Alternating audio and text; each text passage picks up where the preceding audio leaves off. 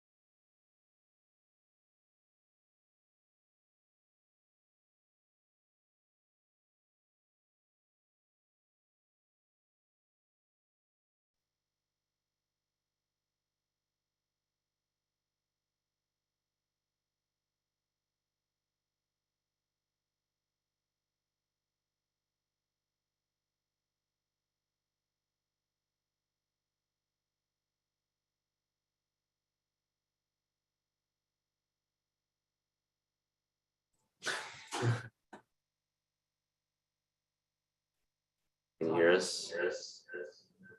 Likely.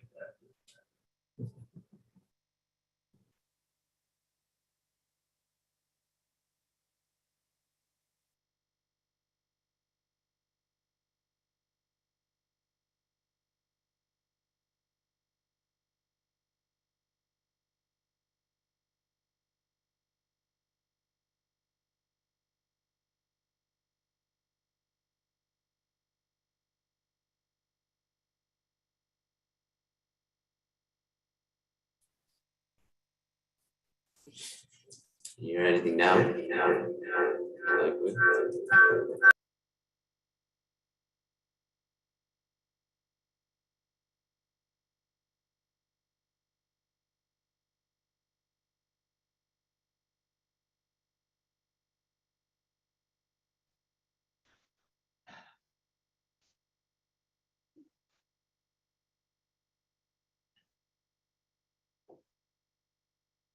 I'll go back and check one more time.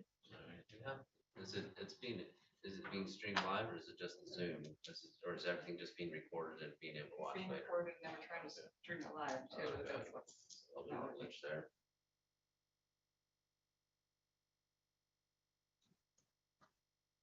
So we can keep going, or Well, what's next? we can move on to item number 3, which is the 2023 meeting schedule and annual session meeting dates. For those new on the committee here, annual planning session is a once a year training that we offer to either board members or appointed members within township and county.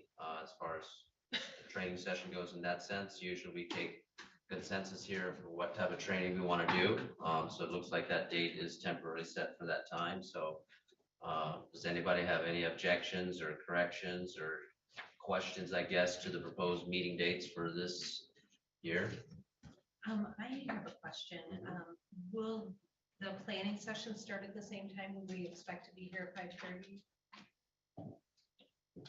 That varies. That depends. A bit, yeah. Usually we've started it at 6:30, Okay, kind of a meet and greet, and then the session at 7. okay, That has worked out well in the past. okay. Just want to make sure. Okay, and just a reminder to everyone, if you could make sure you speak in your microphone so that anyone listening can hear everything that's said here. Thanks. Any other comments or questions regarding the proposed meeting dates? December 26th meeting seems like maybe a difficult one. Okay. I'm assuming that's the 4th Tuesday of the month, I'm assuming, correct? Yes, so I would suggest that we change that. We can move it to the 3rd Tuesday. The only difficulty with that is the county board also meets at night at 7, so we would not be able to get into this room. We'd have to go downstairs. If you want, we can move it to that, is that the 19th then, I think? And of course, sometimes later in the year, there's not anything that needs to be acted on, so the meeting gets canceled anyway. Right. But if you want, we can move that to the 19th.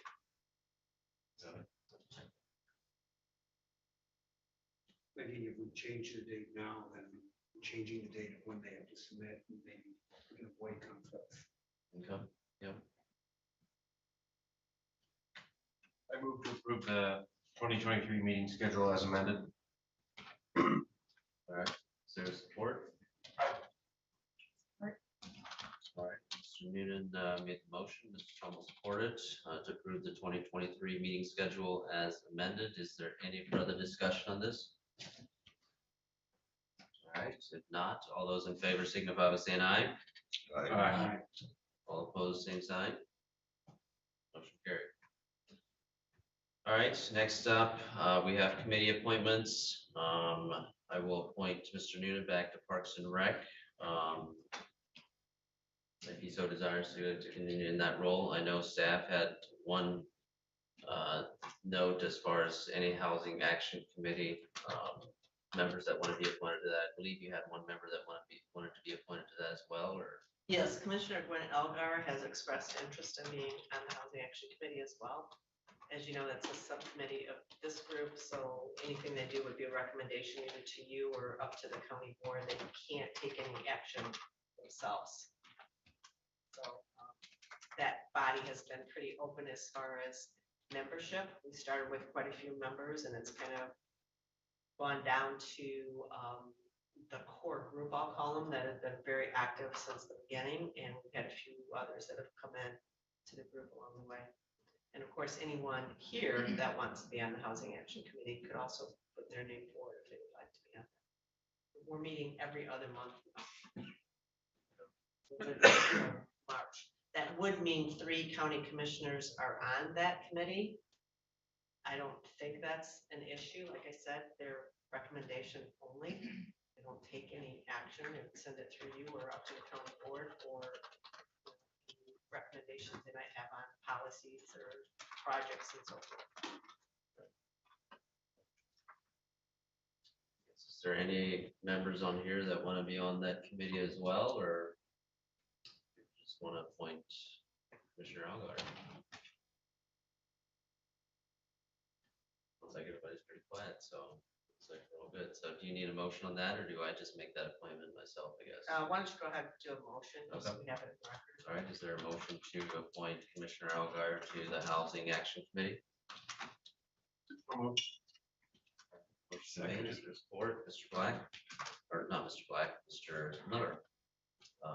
Motion made by Mr. Noonan, supported by Mr. Miller, to appoint Commissioner Algar to Housing Action Committee. Any further discussion on that? All right, if not, all those in favor signify by saying aye. Aye. All opposed, same sign. Carried.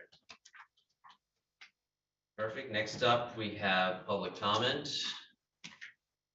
Assuming we'll just speak when we come to that action item. Next up, we have staff comments. 2 items for you. First, in front of you is a map training brochure copy for you. And there are several different training sessions. The dates and the locations are on the back. Some of them are virtual. If you are interested in attending any of these, don't sign up yourself, contact staff, and we will get you signed up and pay whatever the fee is. And for any of them that are travel related, you can go ahead and submit travel reimbursement for that as well, for attending a session like one was in Franklin, for instance.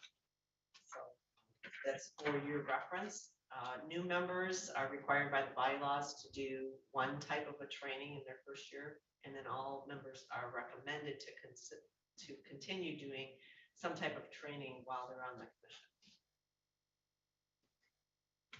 And then the other thing I just wanted to update you on is your last meeting, you reviewed the Benzonia and Platte Townships master plan. And we submitted back the staff report. We actually took the document and marked it up. There was a lot of changes we made, a lot of grammatical errors and formatting and so forth. And so I got a message back from Sarah Kirk from SRP Design Studio, who's working on it with these 2 communities. She thanked us for a very thorough review. She said another proofread ahead of the draft would have been great to have. Thanks again for catching grammar errors. I'm not used to getting much response in these drafts, so it's much appreciated. And then they are holding their public hearing on the final on February 2nd. We got the notice on that. So it's good feedback, I think, from them. Questions for staff? All right. Yeah, and like staff said, the training's here. If you can just let staff know, and they'll get you all set on that. And yeah, for the 2 new members, I highly recommend. You know, it's in our bylaws to do at least one of these. So just look it over and let staff know what you're doing. Go from there. I'm currently doing the 4-week housing one, so. Oh, okay. All right, awesome. Awesome. All right, next up, we have the meeting minutes from September the 27th. Wow, that seems like a long time ago. Any questions on those minutes? I move to approve the minutes as presented. Support. All right, Motion made by Mr. Noonan, supported by Ms. Trumbull to approve the September 27th, 2022 meeting minutes as presented. Any further discussion? Not, all those in favor signify by saying aye. Aye. All opposed, same sign. Motion carried. All right, next up, we're into new business, until Leelanau Township rezone agriculture to R1. And we'll go on with the staff report to begin on this one.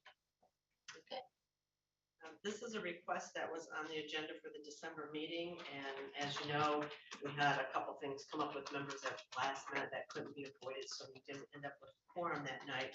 And the township has requested that it be reviewed by you at your meeting tonight. So that's why you're getting this request, and even though the statute says that we respond within 30 days, the township has requested that you review this.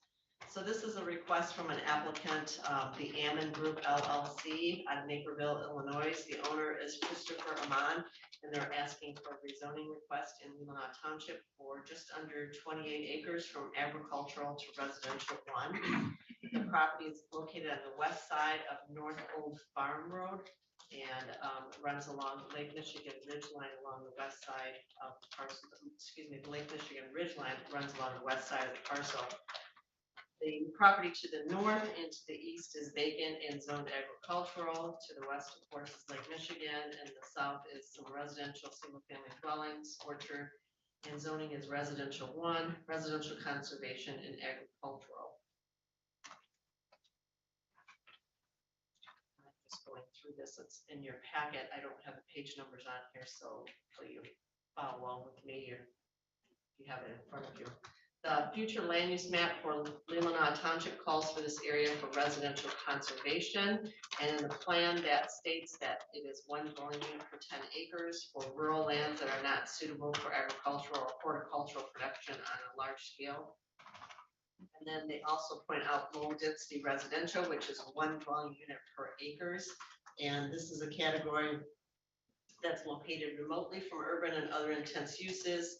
Most of the mainland shoreline perimeter areas included in this category, and uses are single-family residences and appropriate accessory uses. Our county general plan, the future land use map, notes that there's northern hardwoods in the area and agricultural lands, but it does not specifically identify any community types or densities for the area. The township held a public hearing on August 25th, which was adjourned to September 8th, and then on October 13th. On October 11th, the township received a written offer of conditions, and we published a public hearing notice for November 10th. So then that public hearing went to November 10th. Most of the public comment that had been received regarding this rezoning request was in opposition to the rezoning. At the November 10th meeting, the commission reviewed the findings of fact and then made a recommendation to approve the application submitted by Chris Amon to rezone this property. Subject to the voluntary conditions submitted by the applicant, including the voluntary amendments to the conditions discussed that night. There were some minor corrections to those conditions. And that was based upon the rezoning criteria, findings of fact, and considering the application of public hearing. And I'll get into conditional rezoning a little bit later here. That motion passed at the Township Planning Commission on a vote of 5-1. There was one member that voted against it, and that was the person that asked for a clean copy of the voluntary conditions before voting on it. As some history in this area, in 2004, there were 2 rezoning requests reviewed by the County Planning Commission for property directly to the south of the subject parcel. One was PC 10 and the other one was PC 11 in 2004. PC 10 was from Clifford Hale to rezone 9.6 acres of land with an existing house from the ag district to the residential 1. And due to the steep slopes and soils unsuitable for the development, it was noted only 1 additional split could be made for this parcel. The rezoning would remove that non-conforming status because the parcel was less than 10 acres in size and allow the applicant to make 1 additional parcel split. And the parcel was rezoned by the township. And then PC 11 was a request from Barbara Urin to rezone 10.4 acres of land with 1 existing house from ag to residential conservation. She had originally requested rezoning to residential 1, later changed it to residential conservation. At that time in 2004, that district residential conservation had the same minimum lot size as the ag district, but allowed the option of plan site option so that you could increase the density. So the Erin parcel also included 7 acres to the immediate north that was rezoned in 2000 and split off from the parent parcel. So the Erin parcel was approved by the township board as well for rezoning in 2004. Then we get down to staff analysis of the finding, and we pointed out that the Leelanau Township zoning map parcels directly to the south of this parcel are zoned residential 1, residential conservation. There's residential development along the shoreline and bluff, and agricultural use is located to the east. Rezoning would be consistent with the residential development along the shoreline. We pointed out the master plan designates this entire shoreline area as residential conservation with a 10-acre minimum lot size. There's also several other parcels along the shoreline area designated residential conservation, and they're less than 10 acres in size. We've noted that the existing zone is reasonable, and one of the questions we always ask is, do current regulations leave the applicant without economically beneficial or productive options? And the answer is no. The applicant can use the property as currently zoned. There's a 10-acre minimum lot size in the ag district, which would allow the applicant to develop 2 homes on 2 separate parcels. The applicant purchased this property March 9th of 2022. In August was when the township was holding the public hearing. So from the time that the applicant purchased it until August, we're assuming that they knew what the zoning was and they knew what was allowed on that parcel. During the public hearings that were held, there were a lot of concerns raised regarding the private road used to access the subject parcel, stormwater runoff, potential development density, and the shoreline bluff. It was October 11th when the township then received a list of voluntary conditions for this parcel. One of the things we wanted to point out in the staff report, because there seemed to be a lot of discussion on the density and how many splits there be, is that you have to look at what's allowed in the current use and what's allowed if you rezone it to a different district, regardless of what the applicant's telling you. Especially in this case, the applicant didn't bring forward any conditions saying they would limit the use to a certain use. So in the current ag district, we pointed out here, you can do 1 single family dwelling per 10-acre parcel. You can do agricultural activities. There are also some permitted accessory uses, which include home occupations and businesses, bed and breakfast operations, and so forth. Under the new district, it's single family detached dwelling with a 2-acre minimum size in that R1 district. Home occupations, home business, bed and breakfast, maximum of 3 rental rooms, guest house, planned unit development, and passive recreational facilities. In the staff report, we've included language on conditional rezoning. So conditional rezoning is where an owner of the land brings forth conditions to that rezoning request for the township to consider. The township is not to offer or not to suggest conditions or even try to barter back and forth or change the conditions. They have to be offered and either accepted or denied, and that's up to the applicant. And then there is language in the township zoning ordinance on what that process is like and how that occurs if it is rezoned, that there is an actual document that gets signed and taken care of and so forth. So everyone knows this is rezoned, but here's the conditions on the property. Usually we see conditional rezonings where someone is proposing a certain use. So for instance, in a business district, there may be a lot of uses, but they're only interested in doing one type of a use, like an ice cream store. So they'll ask for the rezoning, but say, my condition is I'm only gonna do an ice cream store on there. So that kind of alleviates people's fears that, well, you're gonna bring a gas station and, you know, office buildings or whatever else. Is they limit it to, this is the only thing that I want. That didn't happen in this particular case. Article 21 of the Township Zoning Ordinance does spell out the requirements for the conditional rezoning. It includes the intent, the application of the offer of conditions, the approval, the time period, and so forth. And this condition runs with the land, and the township has the right to approve or deny a conditional rezoning request. So we'll get down to the conditions. The applicant offered 6 conditions. The first one was place all the portion of the parcel, about 18 acres, lakeward of the steep slope ridge line and a conservation easement. That would be held by the Leelanau Conservancy, Leelanau Township, or another qualified third party. The conservation easement would be tailored to allow for a future walkway, stairway access lakeward of the ridgeline for pedestrian shoreline access. Option 2, condition 2, no more than 4 total lot splits to be applied to the parcel. Condition 3, compliance with the Leelanau Township Private Road Ordinance to 4 new lots. Condition 4, any and all stormwater generated from the site will be retained and disposed of on site. Condition 5, compliance with all other relevant and applicable agency permits and requirements of township, county, and state regulations. And then the last one is provide proof of state of Michigan Eagle, finding that the hazard erosion line is lakeward of the prominent ridge line, and thereby Eagle has no jurisdiction other than Lake Shore. So staff comments on these. Some of these conditions appear to be requirements they would already have to follow for local interstate reviews approvals for developments. So if it is already a requirement that an applicant / developer would have to comply with, there's no reason to include it as an offer or a condition. For instance, it could be any parcel of land. If you have to go through the county's stormwater erosion control, you have to do it. Whether or not you offer that as a condition, you're going to have to do it if it applies to your parcel.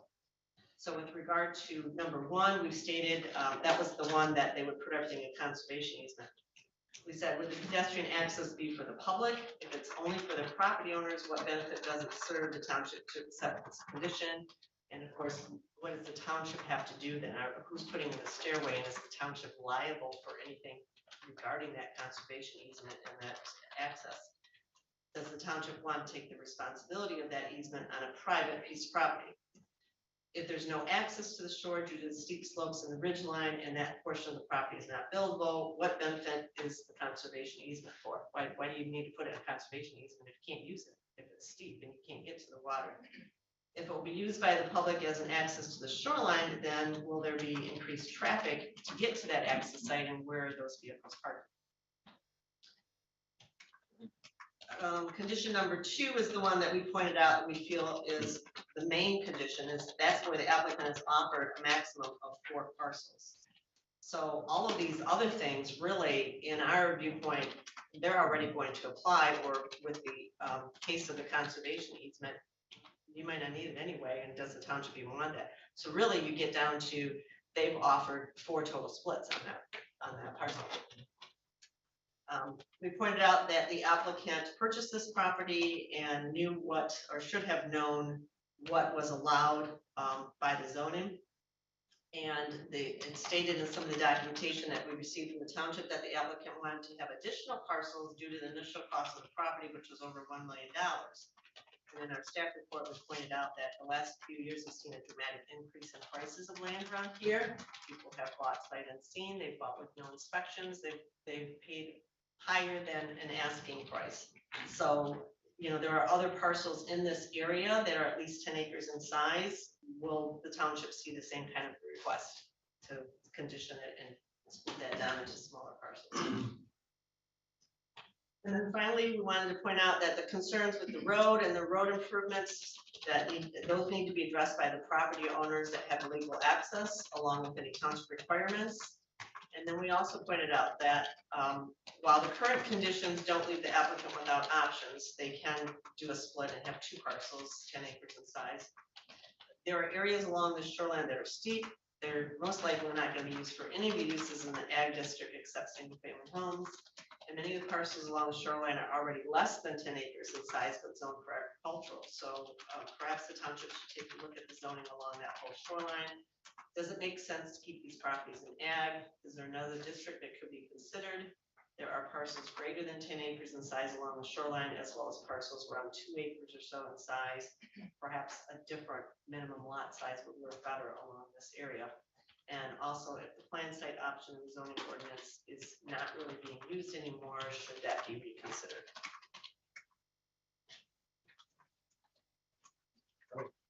Wow, thorough review. All right, now we'll go on to member comments, I guess. So, Mr. Brush, is there anything you had to watch your eye, or anything you want to comment on? You know? I know the parcel. I've been to it. Basically, yeah, the 50–60% of it lakeside is. Yeah. So that cuts it down already So giving 4 splits then basically puts, even though you're granting the splits, that puts it all in a small portion of the parcel.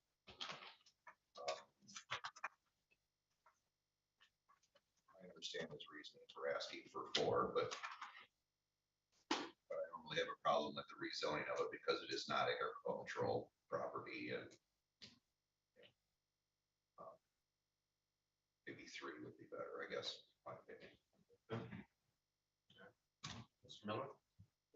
It seems like if you put a portion of it into the conservancy and you didn't have, and you'd have to get down a private road to get to any place to get to it, doesn't make sense. That people, the other individuals who support that private road are going to be penalized for something that they have voiced. And it'd be hard put to support the change. You have to make sure it's the way it was, it's only the way of its current state when they made the purchase.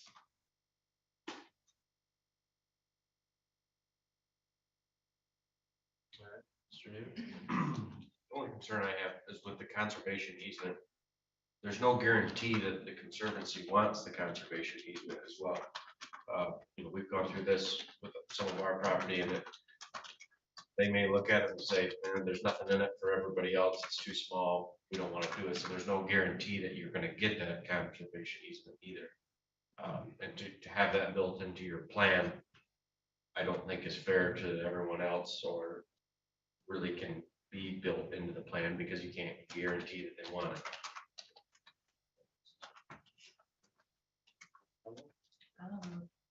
I agree with Mr. Brush in that I don't really have any concerns with the new zoning because I too agree that that is not an agricultural site.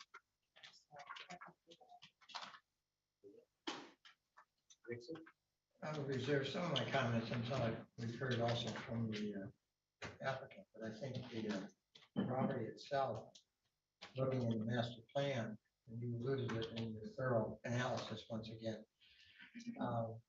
The master plan speaks on this area, at least the shoreline area, all becoming residential or R1, which to me makes a great deal of sense when you look at that whole topography out there.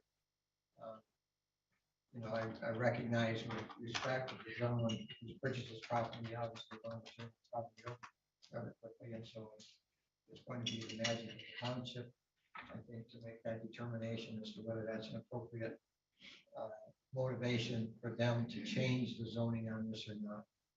But I am interested in what Mr. Patmore may add to this discussion as well. All right. Tom? I wonder if I could ask staff regarding the article or the letter from Marcia Bueller regarding Article 13. Did you get much of a chance to look into that? That correspondence was sent to all planning commission members, and I'm not sure if I have it right here.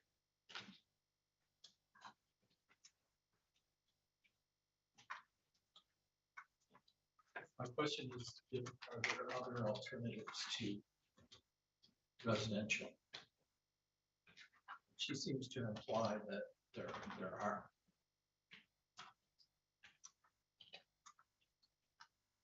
I would share that concern. In fact, I'm hoping Mr. Patmore will address that. It was in our audience at our December meeting, not here tonight, but I'm curious to know what impact her comments have at all with this request. This time, Mr. Patmore, you want to come up and answer the question, I guess, or give a few comments or statements or whatever? I'll make a couple comments first. This was a tough one for our planning commission. I'm the zone, I help the planning commission. I'm not the applicant. Work for the township. The planning commission spent a lot of time on this thing, better parts of 3 meetings and all the time in between. And they received some conflicting information from all different sides on this thing. I think they did a good job. They went back and forth. They looked at the options and the alternatives either way, and they disseminated the conflicting information. And actually, it could have, I would have defended it either way. Whatever decision they made, either way was defensible. Talking about Article 13, so they're in, and that's part of the reason the planning commission made their decision. Under agricultural, if you go in Article 13's open space residential development, essentially a clustering.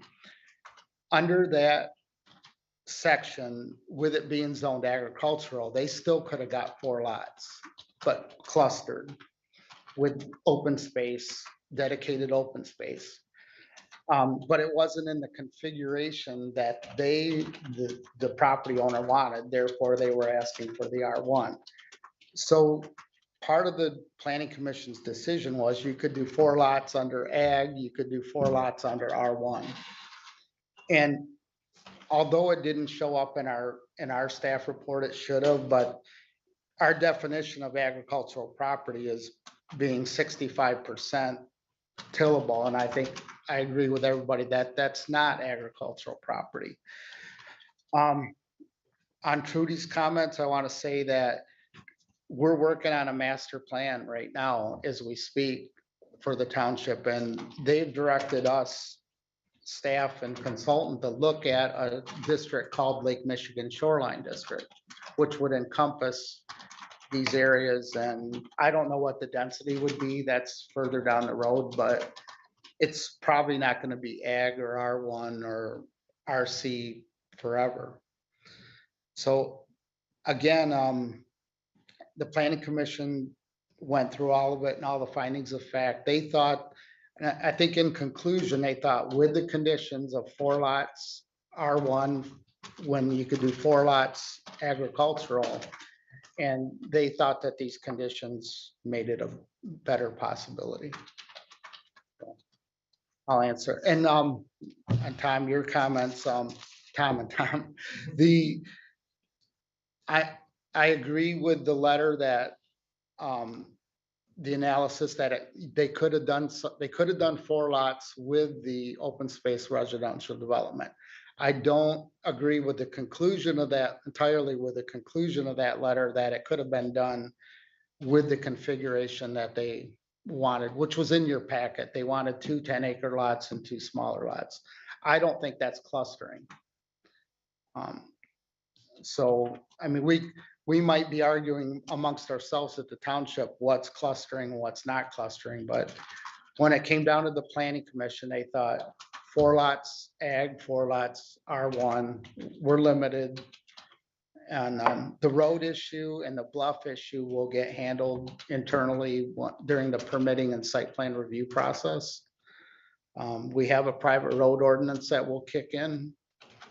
Like Trudy said, it's going to kick in whether the rezoning happens or not. It's part of our process.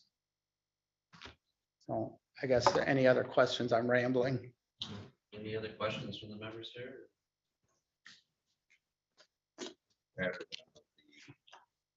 Permitted uses under R1 versus ag, correct? From what you're saying, Steve, is that because they could get to 4 lots either way, but Right. And in the, I don't think there's anything that came up during the discussion that the planning commission was concerned about that they would do. In fact, and it was pointed out in Marcia's letter that they had indicated in their application that they wanted to have this 2 smaller lots be mini farms. Well, there's a lot of agricultural things you can't do in the R1. So it works both ways. There's things you can do in the ag district that you can't do in R1, and there's a few things you can do in R1. And I don't see anybody putting a adult care home at the end of Old Farm Road, but I could be wrong. Thing that they were offering relative to the conservancy is that if 3 rezone and they've offered that, does that, how does that impact any kind of decision if that doesn't go through? You mean if I mean, there's different, the township could have them record an easement on, be simply, and the township could be the monitor of it. I mean, they wouldn't hold it, but they would. I mean, there's different ways you can convey an easement on development rights on your property, on a portion of your property, and they could do that without the conservancy. I don't think the conservancy is gonna want it either. And I'm not sure the Conservancy want to maintain steps down the lake. Well, the steps would be for their personal, I think the reason they mentioned the steps is because they said, well, we're gonna not develop this except for steps for our use. So they would share the use for they want to have steps down to the water. But they wanted to make sure if they did an easement that we were gonna, that was gonna be allowable. So it wasn't for the public. It's not, the fact that it would be I mean, we had a guy up the road do pretty much the same thing, and it's dedicated, the open space is dedicated to the owners of the other owners of the property, not the public. So I think there's a way, if the township board approves this rezoning, then the attorneys will work on the conditions and how to convey them. So you're saying there really isn't any public access in any of this proposal? No, I don't, no, it wasn't offered.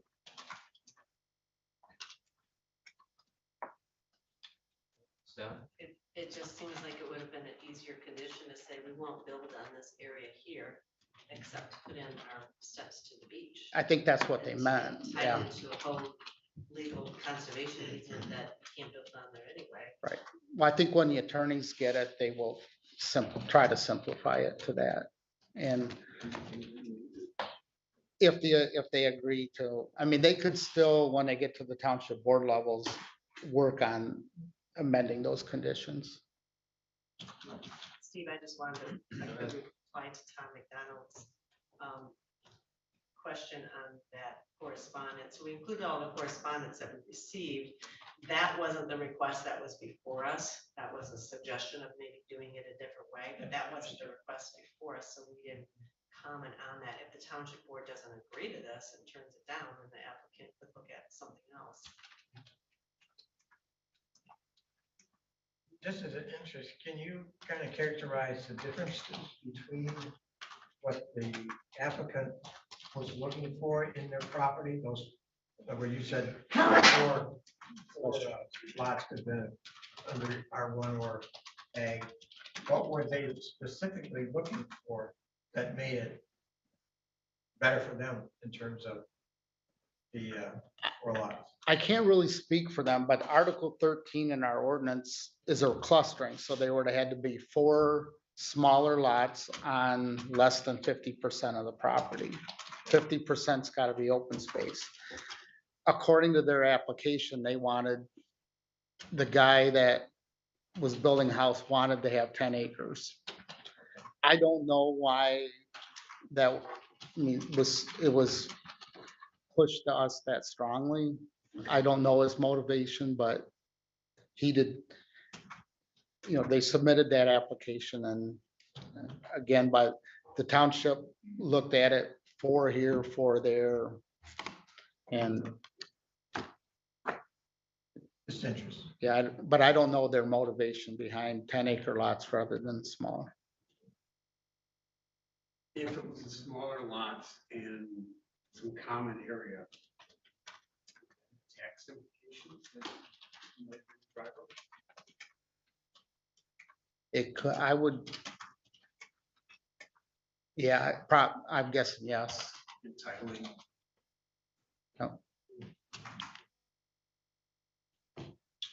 any other questions, Mr. Pepper here or staff?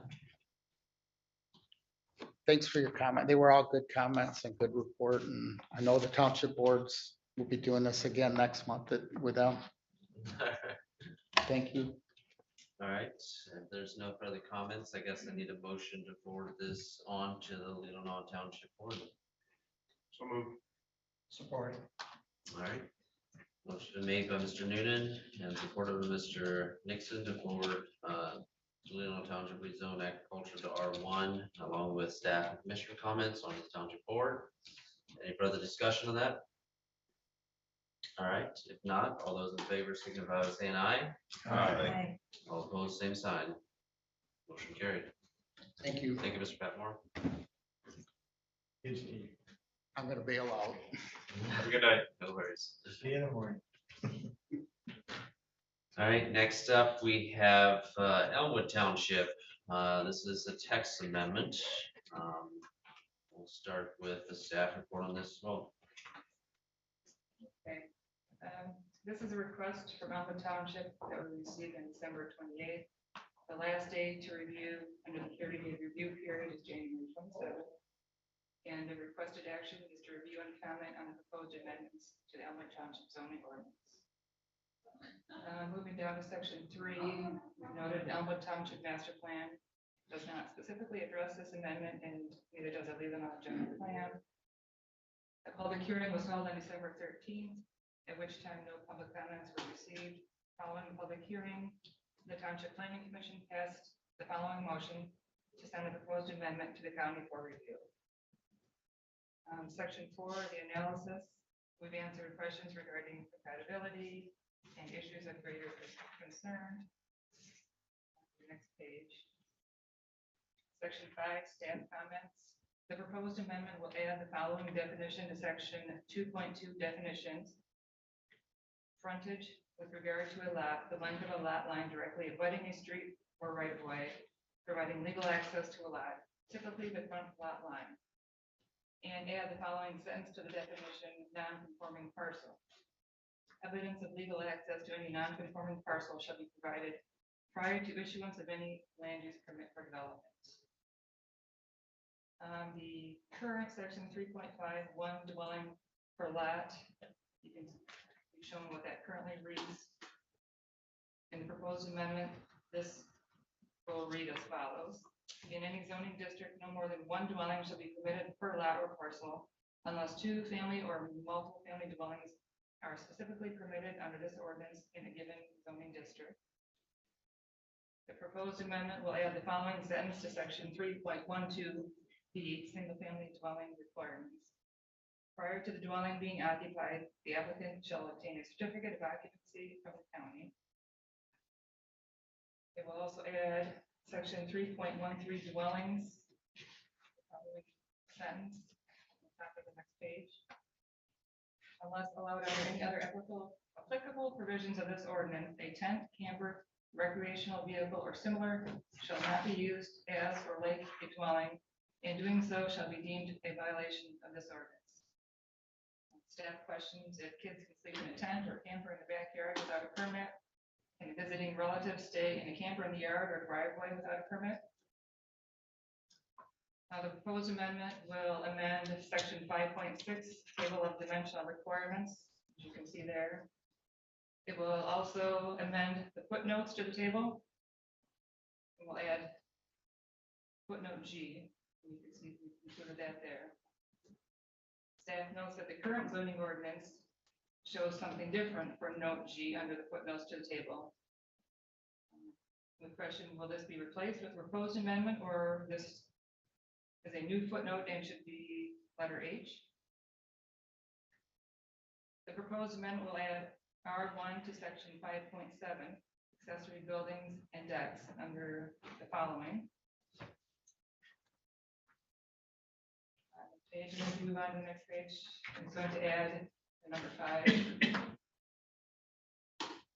Accessory buildings or any portion thereof should not be converted into and or used as a dwelling, sleeping rooms, or a similar use, unless or until the owner requests and obtains the appropriate permit from the township. Any such permit shall not be issued until the zoning administrator has determined that the change complies with the applicable provisions of the ordinance and issues a land use permit.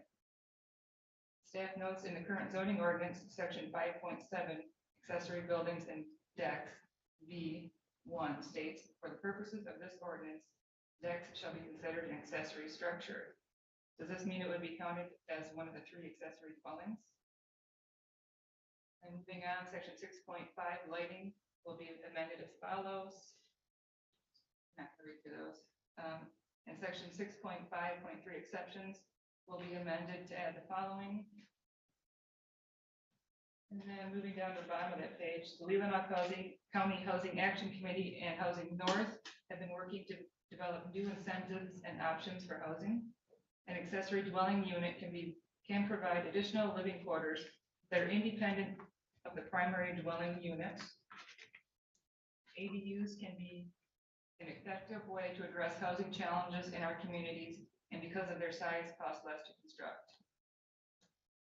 We have provided a link to a webinar focused on the history of ADUs and how homeowners can create ADUs to help with housing needs.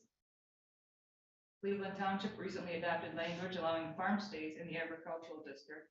These lodging options could be rented out when seasonal workers are not present, or they could allow workers to stay year-round and send their kids to school here. Leelanau Township has also adopted zoning language regarding housing in its agricultural district.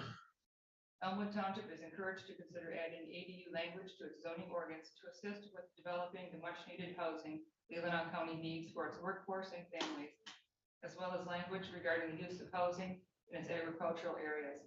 By allowing these additional housing opportunities, communities can help increase the inventory of available housing in a variety of options for our families seeking places to rent and or buy. All right. So we'll move on to commissioner comments. Mr. McDonald, do you have anything to add or any questions? No. All right, Mr. Nixon. Looking at section 312, document that they submitted, which is on page 2737, has existing language and the red language, which is the closed language. I'm assuming under section 312, there's also an A, but it's not shown there. It goes to B.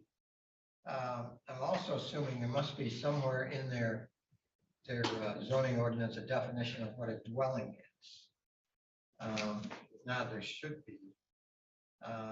And I guess the only comment I would have is that new language prior to the dwelling being occupied, the applicant shall obtain a certificate of occupancy from the county. I think the assessment that was done by staff points out kind of the difficulty of enforcing that. I would recommend that they might put a timeline in there that after X amount of days, a permit must be granted. That would permit the use of tents and RVs and family visitations where they might be using that vehicle or that other object for a short-term housing. I don't want to be reminded of the Lampoon's Christmas where the motor vehicle drives up and it's used, but thinking as I do around our county, there are several places and several young people who camp out, and I would sense that would address the staff's concern about using those for a temporary dwelling and extending the timeline, or at least specifying something for a time. Those would be my comments. All right, Ms. Trumbull. I have none. Mr. Newton. Nothing further. Mr. Miller. Well, relative to the same 3.5.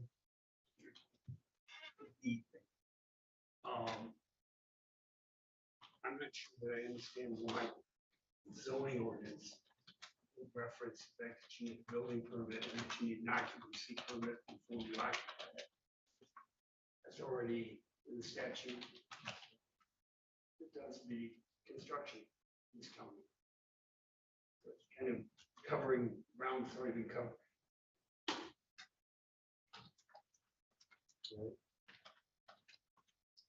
Mr. Brush. Nothing further to put. All right. Staff, anyone from that or? No. All right. I make a motion that we forward our staff comments and commissioner comments onto Elmwood Township. Support. All right.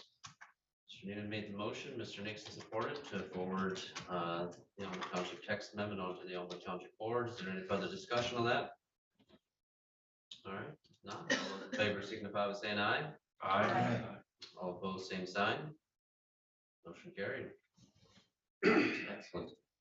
Next up, we have under new business, item number 3, Zoom future meetings. I believe we just added this onto the agenda, I guess, to get a pulse for the members on this commission here to feel like, is this something that you feel like is necessary to have Zoom available where people are able to Zoom in? Obviously, everything is recorded and is on the website, I understand, a few days after the meeting.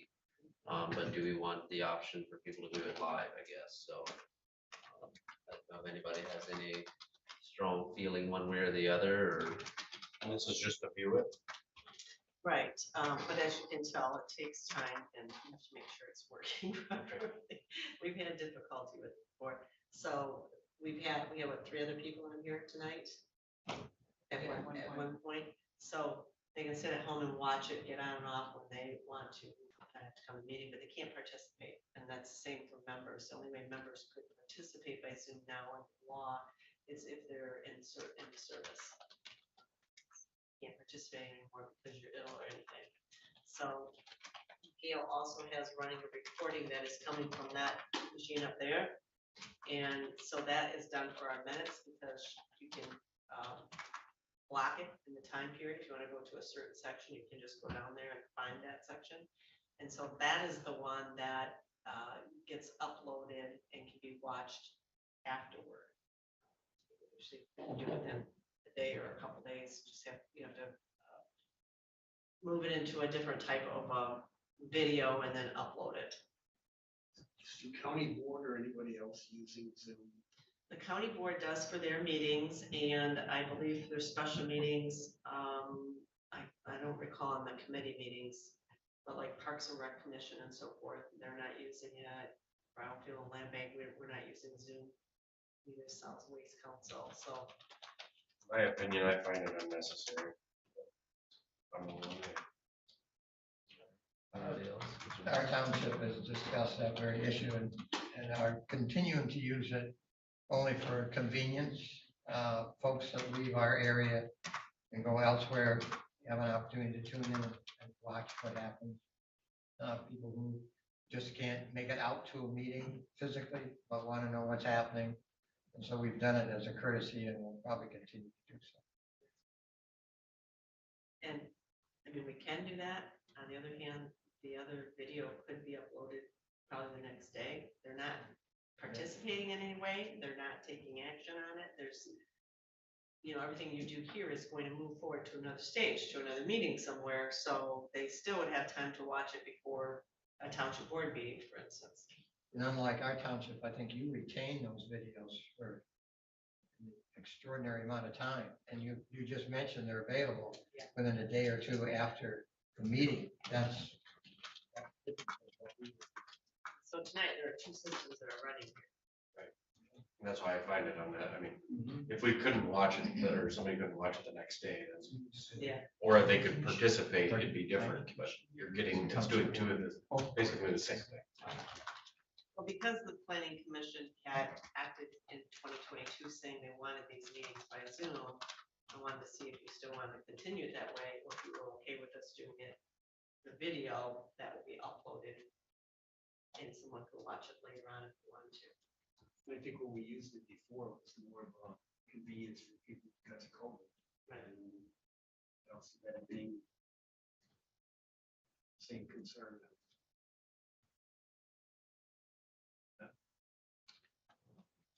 I guess just my personal take, I feel like, it just puts more burden on staff, and obviously it's just a matter of a day or 2 after it's online. It's like, it might be a little inconvenient at the time for the meeting for the public, but at the same time, it's just as convenient to go back and watch it later too. So I guess that's my personal take. I'm good with moving on from it. But obviously it's up to the rest of the members if they feel strong one way or the other, I guess, but. It does get stressful when things don't work. Do you want a motion on it, Trudy, or just? If we just have a consensus, we'll put it in the minutes. So if anyone ever asks, hey, do you Zoom your meetings? No, planning commission decided the video posted the day or 2 days after is adequate. Everybody good with that? Yep. Thank you. All right, next on, we're on to reports, Housing Action Committee. Guess the staff have anything to cover on that, or? Sure, I'll cover. Commissioner Lautner's not here tonight, so I'll just let you know that there was a meeting in January, and we are working with Housing North. We had some recent meetings, myself and some staff from Housing North, including Zach Hillier, who is now the Housing Ready position person for Leelanau County. So we've been meeting with a couple of developers. We actually have another meeting coming up next week.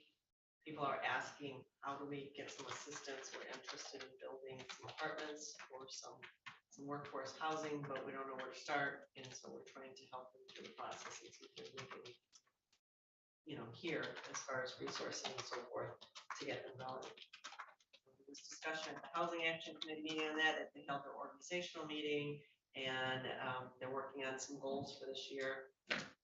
Just continuing to stay busy. Awesome. Meeting in March. They're meeting every other month now, so it'll be in March. Questions for staff on that front? All right. Rob, we're on the Parks and Recreation Committee, Mr. Noon.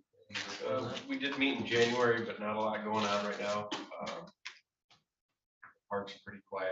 We wish there was more snow for grooming for the cross-country skiing, but that's not out there.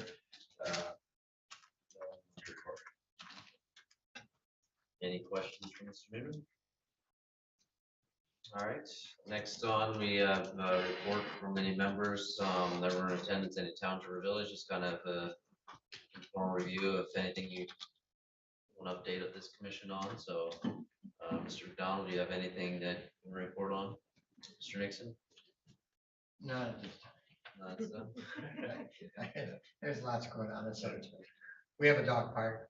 And yeah, I see that. now we're expanding our parking a lot. We're hopefully going to be adding additional pickleball courts.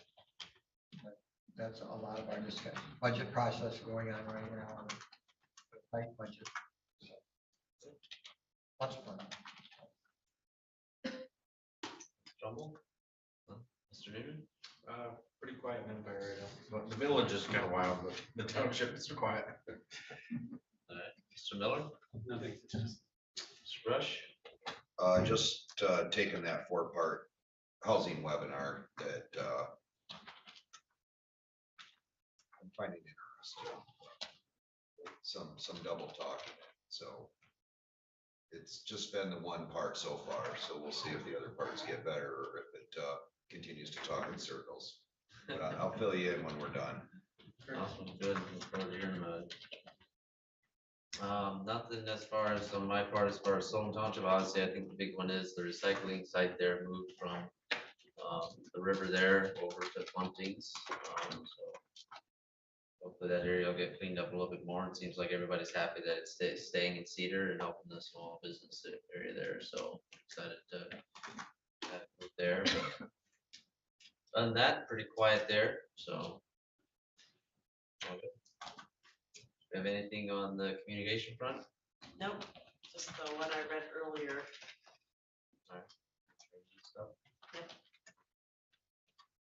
Public comment, staff comments. Oh, anything good. All right. It's been a busy 2023 already. All crazy. I think it will stay that way. So, all right, any final commissioner comments? All right, yeah, well, I do appreciate it. So I actually got through the meeting quicker than I imagined, so good about that. So with that, no further comments, I'll call it adjourned. Thank you, guys. Thank you, Steve.